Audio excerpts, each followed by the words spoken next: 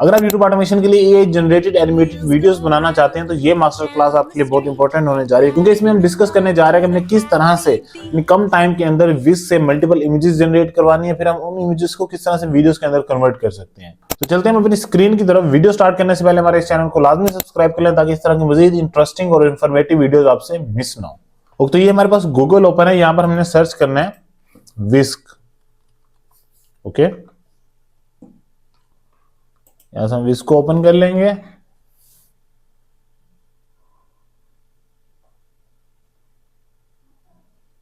Inter tool पर click करेंगे।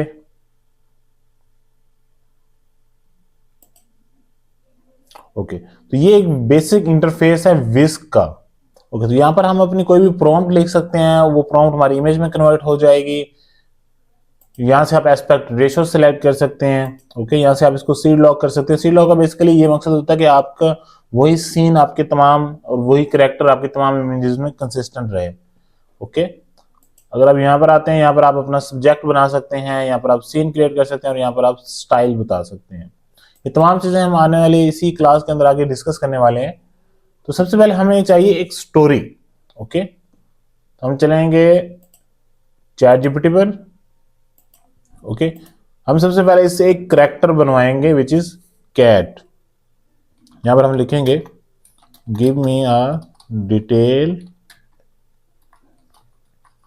Character description prompt of a cat of white color.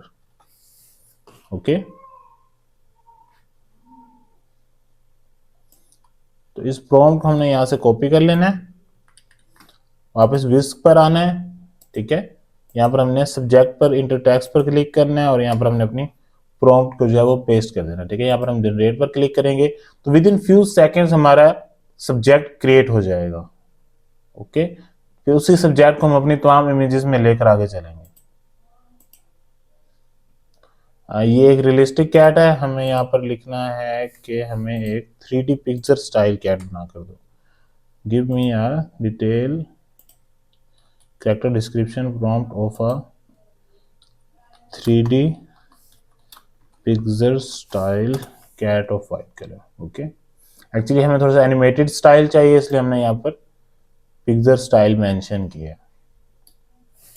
Okay, हम इसको copy करेंगे, अगेन विस्क पर आए, यहाँ पर प्लस पर क्लिक करेंगे, इंटर टेक्स्ट पर क्लिक करेंगे और यहाँ पर अपनी प्रॉम्प्ट पेस्ट कर देंगे। इसको हम डिलीट कर देंगे। ओके, तो यहाँ पर हमारे कैट जो है वो ओके। नाउ ओके, अब हमने जाना है चैट जीपीटी पर और यहाँ पर एक प्रॉम्प्ट लिखनी है। ये है वो प्रॉम्प्ट, इसको हम रीड करते हैं। Now give me image generation prompts for our subject cat in Whisk. Prompts क्या किस हवाले से होने चाहिए? She is sleeping in her bedroom on her bed with a blanket of purple colour. She is washing her face in washroom. She is brushing her teeth in washroom. She is cooking in the kitchen. Okay, she is eating on dining table in her room. She is wearing a school dress and a school bag. She is driving a bicycle on road by wearing the same school dress and school bag. She is entering into her school by wearing the same school dress and school bag. She is sitting in the classroom. Actually ये हमने इसीलिए लिखा है ताकि वो school dress और school bag जो है वो हमारे तमाम सीन्स के अंदर कंसिस्टेंट आना चाहिए। ठीक है, all the prompts should be in 3D picture style and use baby colors like pink, blue, white, green and products in all scenes.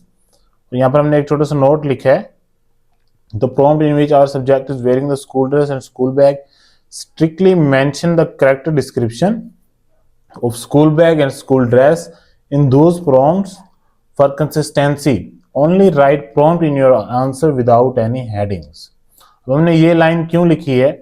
हमें चाहिए यहाँ पर विस्क के अंदर हमने एक एक्सटेंशन इंस्टॉल करनी है। ठीक है, क्रोम के अंदर हमने यहाँ पर आना है और यहाँ पर सर्च करना है विस्क ऑटोमेशन, या फिर हम लिखेंगे ऑटो विस्क। ऑटो विस्क लिखेंगे, इधर क्लिक करेंगे हम और यहाँ पर ये जो एक्सटेंशन है यहाँ पर ऐड टू क्रोम पर हमने क्लिक कर देना। ठीक है, ऐड एक्सटेंशन पर क्लिक करेंगे। Okay, with in few seconds आपकी एक्सटेंशन जो है वो आपके क्रोम के अंदर, आपने मेक श्योर करना है कि आपके पास गूगल क्रोम ओपन होना चाहिए, ठीक है। और यहाँ पर हमने एक्सटेंशन इंस्टॉल कर लिया है, हम वापस चैट जीपीटी पर आएंगे, ठीक है। ये हमने प्रॉम्प्ट लिखी, आप इस प्रॉम्प्ट का स्क्रीनशॉट भी ले सकते हैं और यही प्रॉम्प्ट में आपको इसी वीडियो के डिस्क्रिप्शन में भी दे दूंगा, ठीक है। इसको हमने यहाँ पर इंटर प्रेस करना है।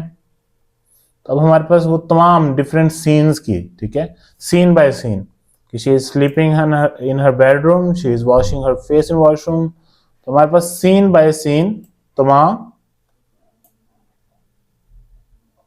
प्रॉम्प्ट्स यहाँ पर आ जाएंगे, ठीक है।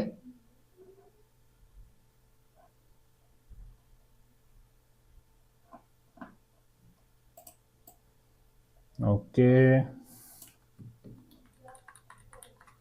इन तमाम प्रॉम्प्ट्स को आपने कॉपी कर लेना है, ठीक है। आपने मेक श्योर लाजमी करना है कि आपने जो प्रॉम्प्ट चैट जीपीटी को दी थी उसमें ये लास्ट लाइन लाजमी मेंशन हो, ठीक है। उससे क्या होगा कि आपकी हर प्रॉम्प्ट सेपरेट होकर आपके पास आ जाएगी। ओके, हमने यहाँ पर आना है, हम विस्क पर आए, विस्क पर आने के बाद हमने यहाँ पर क्लिक करना है और ये ऑटो विस्क का एक ऑप्शन है, इस पर हमने क्लिक कर देना है। और यहाँ पर ये जो सेंटर में आपको एक चीज नजर आ रही है, पहले हम इसकी लैंग्वेज इंग्लिश कर लेंगे। ये वर्जन 7.5.1 इस पर क्लिक करना है। वो जो प्रॉम्प्ट्स हम कॉपी किए थे वो हमने यहाँ पर पेस्ट कर देनी है, ठीक है। यहाँ पर हम सेटिंग्स पर आएंगे, रन्स पर प्रॉम्प्ट हम इसको 2 कर देंगे। यहाँ पर अगर आपके पास रन पर प्रॉम्प्ट 2 किया हुआ है आपने, तो आपके पास हर प्रॉम्प्ट के बदले आपको 4 इमेजेस जनरेट हुई मिलेंगी, ठीक है। यहाँ पर हम कंट्रोल पर क्लिक करेंगे, स्टार्ट पर क्लिक करेंगे और रन ऑन दिस प्रोजेक्ट पर क्लिक करेंगे। अब इससे होगा क्या कि ऑटोमेटिकली हमने जितनी भी प्रॉम्प्ट्स बनवाई हैं उन तमाम प्रॉम्प्ट्स की ऑटोमेटिकली इमेजेस जनरेट होती जाएंगी और वही इमेजेस हमारे सिस्टम के अंदर ऑटोमेटिकली डाउनलोड भी होती जाएंगी। ओके, तो इससे क्या होगा कि हमारा काम बहुत आसान हो जाएगा।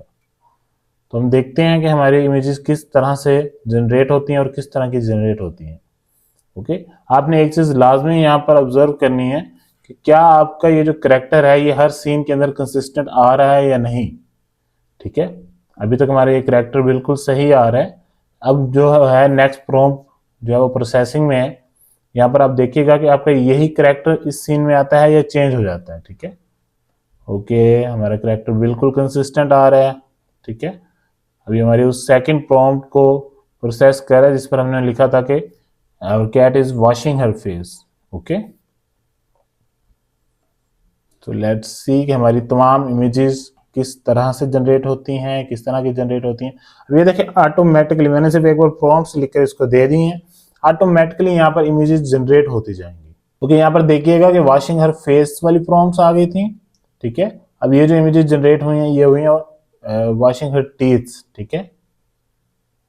नेक्स्ट हमारे पास है our cat is cooking in the kitchen. और एक चीज आप नोटिस करें, यहाँ पर जितने भी चीजें हैं रूम्स के अंदर या फिर वॉल कलर है या फिर यहाँ पर प्रोडक्ट्स हैं जितनी भी, उनके जो कलर्स हैं वो हर सीन के अंदर वो कलर्स भी कंसिस्टेंटली मूव कर रहे हैं। वो क्यों मूव कर रहे हैं कंसिस्टेंटली? क्योंकि हमने यहाँ पर मेंशन किया हुआ था कि use baby colours like pink, blue, white, green and products in all scenes. Okay, तुमने क्योंकि यहाँ पर मेंशन किया हुआ था इसलिए वो तमाम कलर्स जो हैं वो हमारे एक सीन के अंदर, हर सीन के अंदर कंसिस्टेंट आ रहे हैं। इसका फायदा क्या है? इसका फायदा यह है कि जब आप इनको वीडियोस में कन्वर्ट करते हैं तो तमाम वीडियोस, ठीक है, आपकी हर सीन, हर एक सीन दूसरे सीन के साथ रिलेट कर रहा होता है, क्योंकि वहां पर आपको करेक्टर कंसिस्टेंसी मिल रही होती है, आपके पास वहां पर कलर कंसिस्टेंसी मिल रही होती है, आपके पास वहां पर प्रोडक्ट कंसिस्टेंसी मिल रही होती है। तो मल्टीपल फैक्टर्स मिलकर आपकी वीडियो को अच्छा बना रहे होते हैं, ठीक है। अब यहाँ पर देखें, she is eating on the dining table on in her room. Okay, अब ये स्कूल के लिए रेडी होगी, ठीक है। अब ये इसका बैग है, ये इसकी स्कूल ड्रेस है, ठीक है। अब इसकी 4 इमेजेस ये जनरेट होंगी। इसके बाद जो इमेजेस जनरेट होंगी इनके बाद, तो उनमें हमने देखना है कि क्या हमारा ये जो करेक्टर है इसका बैग और इसकी ड्रेस कंसिस्टेंट आ रही है या नहीं। ये मेन चैलेंज होता है, ठीक है। अब देखिएगा, अब ये जो इमेजेस जनरेट होंगी इन इमेजेस के अंदर यही ड्रेस होनी चाहिए और इसी तरह का बैग होना चाहिए विच इज 100% कंसिस्टेंट, ठीक है। अब यहाँ पर हमारे पास स्कूल बैग भी कंसिस्टेंट आ रहा है और जो ड्रेस है वो भी पिछले सीन के साथ बिल्कुल मैच कर रही है। ओके, तो इससे क्या होता है कि आप आपकी वीडियो के अंदर हर सीन जब दूसरे सीन के साथ रिलेट हो रहा होता है तो आपकी वीडियो जो है वो अच्छा परफॉर्म करती है। आपके जो व्यूअर्स होते हैं वो आपकी वीडियो के अंदर चीज़ों को रिलेट कर पा रहे होते हैं। ठीक है। अब नेक्स्ट सीन के अंदर भी देखिए, यहाँ पर वो बाईसाइकिल चला रही है, स्कूल जा रही है। अब वो स्कूल के अंदर इंटर हुई है तो वहां पर भी उसकी जो ड्रेस है और जो स्कूल बैग है वो कंसिस्टेंटली मूव कर रहा है। ओके। अभी हमारी लास्ट प्रॉम्प्ट जो है ये प्रोसेसिंग में है। ओके, यहाँ पर वो अपनी क्लासरूम में बैठी होगी। ठीक है। तो यहाँ पर भी आप देखें आपकी तकरीबन चीज़ें आपकी कंसिस्टेंट आपको मिल रही होती हैं। ठीक है। हमने यहाँ पर सेटिंग में जाकर रन फॉर प्रॉम्प्ट 2 इसीलिए किया था ताकि मल्टीपल इमेजेस जब जनरेट होती हैं तब आप सिलेक्ट कर पाते हैं, आपके लिए सिलेक्शन आसान हो जाती है कि आपका कौन सा सीन पिछले सीन के साथ ज़्यादा रिलेट कर पा रहा है। ठीक है। और आपको किस तरह का सीन चाहिए। अब देखें ये एक सीन है, ठीक है, सिटिंग इन द क्लासरूम। अब इसका देखें मुख्तलिफ उसने पोजेस बनाए हुए हैं। ठीक है, मुख्तलिफ स्टाइल्स के अंदर वो बैठे, जो सीन आपको लगे कि आपकी वीडियो के अंदर फिट चल सकता है, आपकी वीडियो के अंदर अच्छा परफॉर्म कर सकता है, आप उसको पिक कर सकते हैं। ओके। अब जो इमेजेस आपको यहाँ पर पसंद आई हैं, ठीक है, यहाँ से आप उसको एनिमेट करते जाएं। ओके। सेम इसी तरह से आपने वीडियो जनरेशन प्रॉम्प्ट्स बनवा लेनी है। ठीक है। लाइक यहाँ पर अगर हम लिखें now give me video generation prompts for our subject cat in Flow. Okay, तो इस तरह से आप मल्टीपल सीन जनरेट करवा सकते हैं, मल्टीपल इमेजेस जनरेट करवा सकते हैं, जिसमें आप अपने कैरेक्टर को कंसिस्टेंट रख सकते हैं, आप अपने सीन्स को कंसिस्टेंट रख सकते हैं, इवन कि आप अपने जो प्रोडक्ट उसमें यूज कर रहे होते हैं उसको भी आप कंसिस्टेंटली अपने हर सीन के अंदर यूज कर सकते हैं। ओके। तो आई होप जो चीजें हमने इस क्लास के अंदर सीखी हैं आप इनको अच्छी तरीके से प्रैक्टिस करेंगे और अपनी वीडियोस को इंप्रूव करने की कोशिश करेंगे। तो आज की क्लास को हम यहीं पर वाइंड अप करते हैं, मिलते हैं इंशाल्लाह नेक्स्ट क्लास में। तब तक अपना ख्याल रखें। अल्लाह हाफिज।